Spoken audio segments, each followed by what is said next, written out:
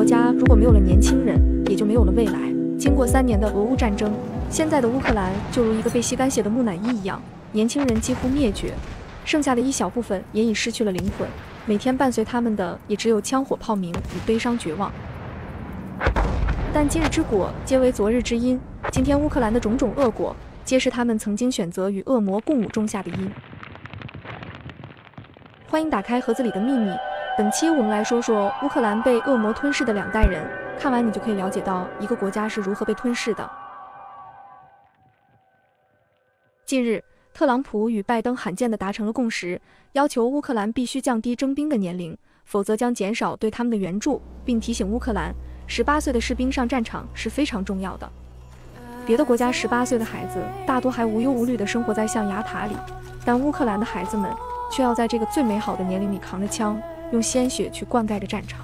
那么随着战事的不断进行，连18岁的孩子都牺牲完了，美国政府还会不会接着提醒乌克兰15岁的士兵上战场的重要性呢？然而，当这场战争结束后，这片失去了绝大部分年轻人的肥沃土地又将落入谁手呢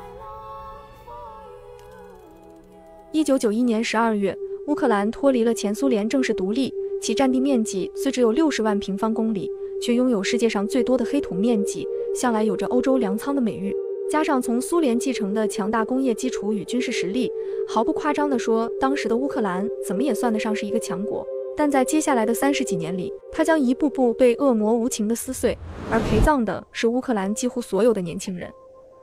那么，当初这个国家到底经历了什么与选择了什么呢？2004年，由西方国家支持的民主运动的魔爪伸向了这个国家，在乌克兰各个城市中爆发起了抗议活动。仅仅在首都基辅的独立广场就有近50万人参与了抗议，而在这其中，大部分都是向往着西式自由民主的年轻人。他们认为亲俄的亚努科维奇是通过作弊才赢得了选举，这是对自由民主的一种践踏。于是他们在美西方扶植的政客尤先科的号召下走上了街头，逼迫政府举行重选。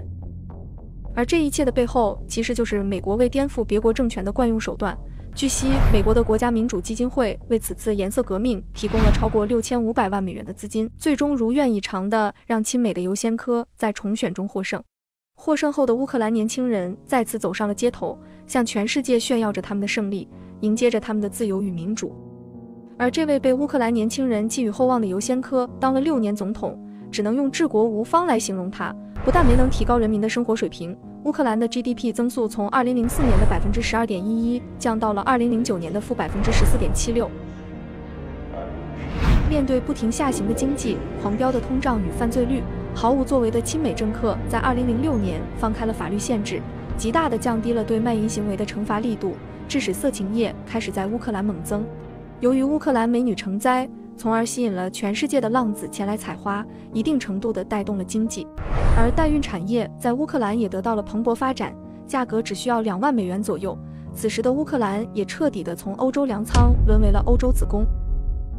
2010年，受了6年苦的乌克兰人民仿佛顿然清醒，那个被他们以作弊为名赶走的亚努科维奇在选举中胜出。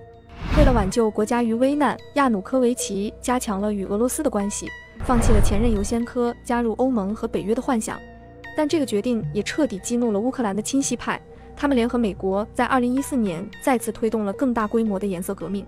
乌克兰人民4年前的顿然清醒，原来只是回光返照，他们再次聚集在独立广场进行抗议，而其中的主力依旧是那些喊着民主与自由的年轻人。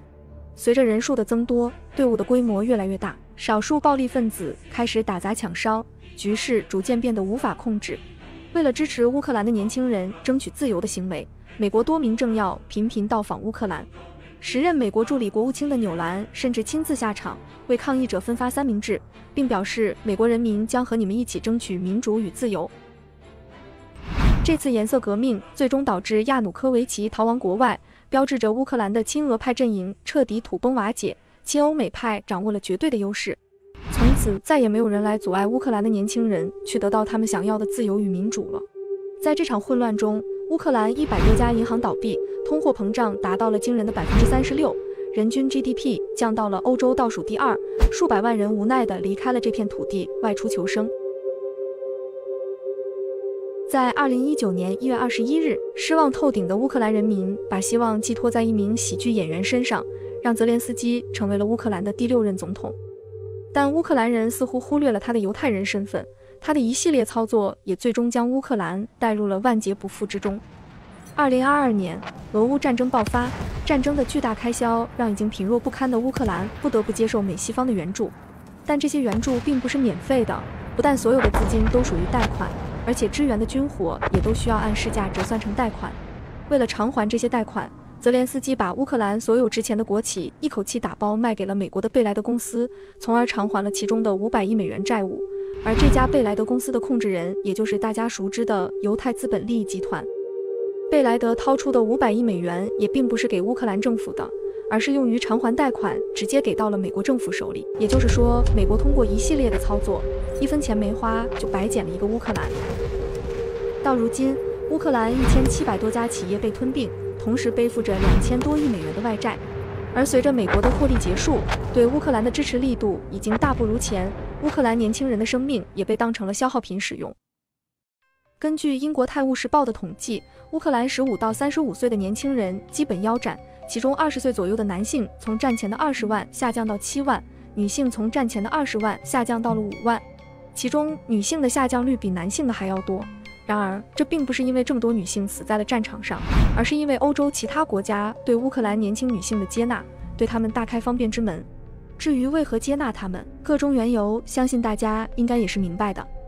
乌克兰人为了生存，能离开的都离开了，而留下来的人也是苦不堪言，每天面对着战火，面对着饥饿，面对着死亡。现在90%的乌克兰民众怀念亲俄的亚努科维奇时期，因为那时候没有战争，社会也非常稳定。但从2004年乌克兰大量的年轻人选择与恶魔共舞开始，就注定了这一切都将无法改写。在这场本可以避免的战争中，俄罗斯深陷战争泥潭，欧洲资本大量外逃，最大的输家乌克兰人口锐减了1000万，所有的资源落入他手，而美国又一次成为了战争里的最大赢家。